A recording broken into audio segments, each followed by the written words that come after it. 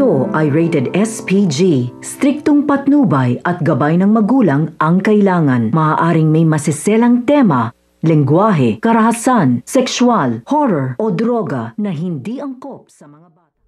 Dahil sa patuloy nga nakabutihang loob nga nito ni Farah na si Lucy, ay kinukutuban na nga ito nga ang peking si Lucy na si Farah na malaking posibilidad nga raw na mabilog na nga nito ni Lucy ng tuluyan ang ulo nga nito ni Darius at tuluyan ng maniwala ito. Kaya naman ayon nga dito nga kay Aling Belen ay panghawakang maigi nga ang pinaghirapan nga nito ni Farah upang sa gayon hindi nga maagaw sa kanya ito nga si Darius at bumalik nga ito sa dating buhay nga nila na mahirap sila.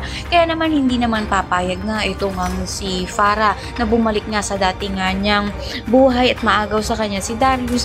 Kaya gumawa siya ng paraan upang malaman nga kung saan sila nagdidate nga nito ni Lucy at tinanong niya nga ito nga kay Joyce. Subalit ayon nga kay Joyce ay gusto nga nito na iligaw nga si Farah upang sa gayon mapahiya nga ito at malaman nga nito ni Farah na hindi naman talaga siya itong si Lucy.